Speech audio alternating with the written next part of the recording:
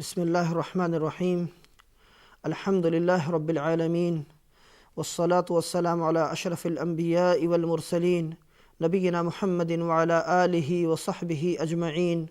ومن اہتدى بہدیہ واقتفى اثرہ واتبع منہجہ الی یوم الدین۔ محترم ناظرین، السلام علیکم ورحمۃ اللہ وبرکاتہ۔ تقویٰ اور اس کے ثمرات کی مجلس لے کر آپ کی خدمت میں حاضر ہوں، اور آج کی اس مجلس میں آپ لوگوں کے سامنے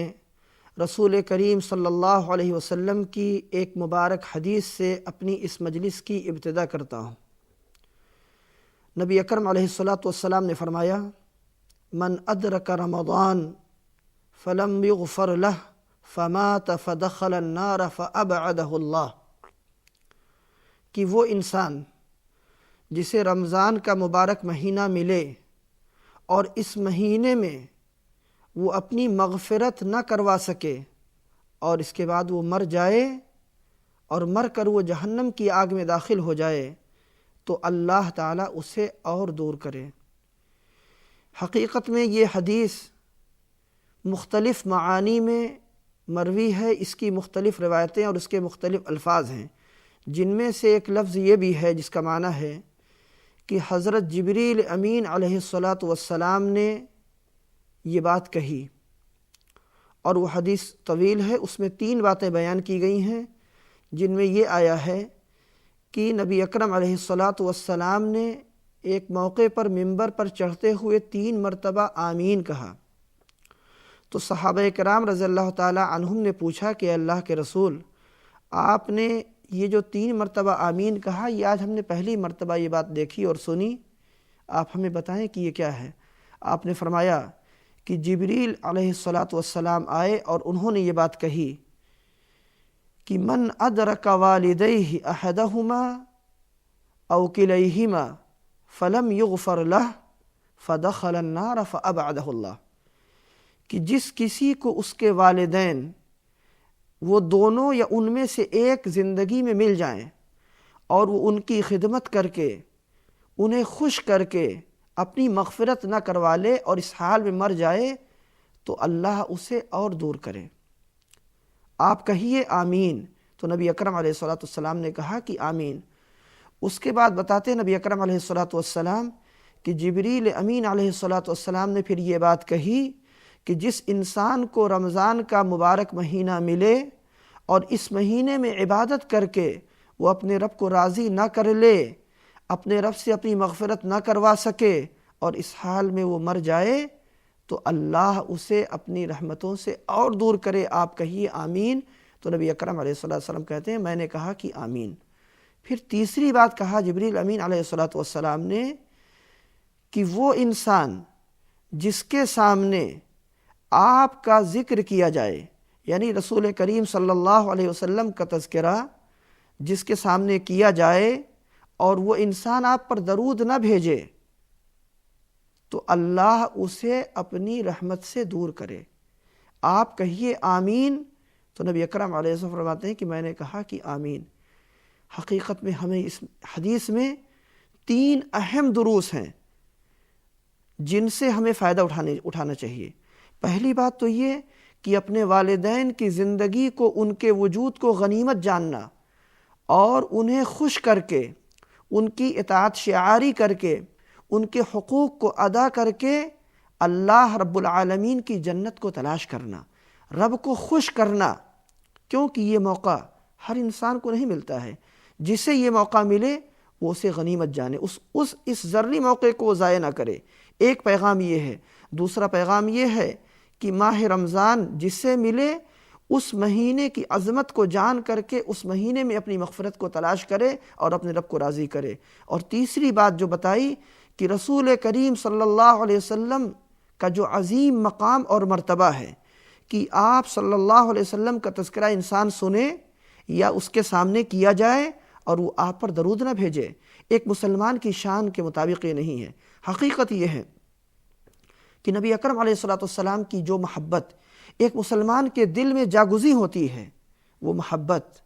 آپ صلی اللہ علیہ وسلم کے لیے شکر کا جذبہ پیدا کرتی ہے کہ آپ صلی اللہ علیہ وسلم نے ہم تمام مسلمانوں ہی کو نہیں بلکہ سارے انسان اور سارے جنات کو ایک ایک نیکی کی تعلیم دی، جنت کا ہر راستہ آپ نے دکھا دیا، برائی کے ہر راستے سے آپ نے منع کیا، جہنم تک لے جانے والے ہر راستے، ہر برائی اور ہر عمل سے ہمیں اللہ کے رسول صلی اللہ علیہ وسلم ڈرا دیا، ہمیں آپ نے راستے سے تنبیہ کر دی اور بچنے کی ترغیب دلا دی۔ تو ہم سب پر یہ شکر واجب ہے کہ ہم اس کے شکر میں، آپ کے اس عمل کے، آپ کی ان قربانیوں کے شکر میں، جب آپ کا ہم تذکرہ سنیں تو آپ صلی اللہ علیہ وسلم پر ہم درود بھیجیں۔ تو آج کی ہماری اس مجلس میں جو بات ہمیں اس حدیث سے استدلال کرنی ہے وہ یہ کہ جسے رمضان کا مہینہ ملتا ہے وہ انسان حقیقت میں بڑی برکتوں کو پا گیا ہے، اس سے یہ بات معلوم ہوئی۔ دوسری ایک حدیث ہمارے سامنے اور ہے، وہ حدیث یہ ہے کہ نبی اکرم علیہ الصلوۃ کے زمانے میں 3 نوجوان مسلمان ہوئے اور اپنے اپنے علاقے سے وہ ہجرت کر کے مدینہ طیبہ آئے، اور نبی اکرم علیہ الصلوۃ کے ہاتھ پر انہوں نے ہجرت کی بیعت کی۔ نبی اکرم علیہ الصلوۃ نے صحابہ سے فرمایا، ان سے سامنے یہ بات رکھی کہ یہ 3 نوجوان، ان کا کوئی گھر نہیں، ان کا کوئی رشتہ دار یہاں نہیں، انہیں کون اپنے پاس پناہ دے گا؟ حضرت طلحہ بن عبید اللہ رضی اللہ تعالی عنہ انہوں نے کہا کہ اللہ کے رسول میں ان کو اپنے یہاں پناہ دیتا ہوں۔ وہ تینوں حضرت طلحہ رضی اللہ تعالی عنہ کے پاس رہنے لگے، یہاں تک کہ ان تینوں نوجوانوں میں سے 2 نوجوان کسی جہاد کے معرکے پہ نکلے اور اسی معرکے میں ان دونوں کی شہادت ہو گئی، اور تیسرا نوجوان وہ حضرت طلحہ رضی اللہ تعالیٰ عنہ کے ساتھ گھر پہ رہنے لگا، جہاد میں وہ بھی گیا لیکن وہ واپس مدینہ آ گیا، اور اس کے بعد 1 سال تک وہ نوجوان زندہ تھا۔ 1 سال کے بعد اس نوجوان کا مدینہ طیبہ ہی میں انتقال ہو گیا۔ تو حضرت طلحہ رضی اللہ تعالیٰ عنہ نے خواب دیکھا کہ وہ 2 نوجوان جو اللہ کے راستے میں اپنی جان قربان کر کے شہید ہو گئے، ان کو دیکھا کہ وہ دونوں جنت میں ہیں، اور 1 سال کے بعد پھر خواب دیکھا کہ وہ دونوں نوجوان جنت کے اندر ہیں، اور یہ نوجوان جو تیسرا والا تھا، جو میدان جہاد میں جسے شہادت نصیب نہ ہوئی بلکہ مدینہ طیبہ میں اپنے بستر پہ اس کا انتقال ہوا، اس نوجوان کو دیکھا کہ وہ جنت میں ان دونوں شہیدوں سے آگے مقام اور درجے پر ہے۔ تو انہوں نے تعجب کیا، اور صبح ہوئی تو نبی اکرم علیہ السلام سے آ کر بیان فرمایا کہ اللہ کے رسول میں نے ایسے ایسے خواب دیکھا ہے کہ وہ دونوں جنہوں نے اپنی جان اللہ کے لیے قربان کر دی اور شہید ہو گئے، وہ اس نوجوان سے جس کا انتقال بستر پہ ہوا ہے اور مدینہ میں ہوا، اس نوجوان سے وہ دونوں پیچھے ہیں اور یہ ان دونوں سے بہت آگے ہے۔ تو نبی اکرم علیہ السلام نے فرمایا اس میں تعجب اور حیرت کی کوئی بات نہیں ہے، کیا اس نوجوان کو اس کے بعد 1 سال کی 6000 نمازیں ادا کرنے کا موقع نہیں ملا؟ کیا اسے رمضان میں روزہ رکھنے کا موقع نہیں ملا؟ اس نوجوان کو رمضان کا موقع ملا، اللہ نے اس کی زندگی میں مہلت دی، اسے موقع دیا کہ رمضان کے مہینے کو اس نے پا لیا، اور پانے کے بعد اس مہینے کا روزہ رکھا اور کثرت سے عبادتیں کی۔ یہی وجہ ہے کہ یہ بستر پہ مرنے والا نوجوان ان دونوں شہیدوں سے اللہ رب العالمین کے ہاں جنت کے اندر درجات میں بہت ہی آگے نکل گیا۔ اس میں ہم سب کے لیے پیغام ہے، اور شکر کے جذبے کو حقیقت میں ہمیں اپنا ابھارنا چاہیے، اپنے اندر حوصلہ پیدا کرنا چاہیے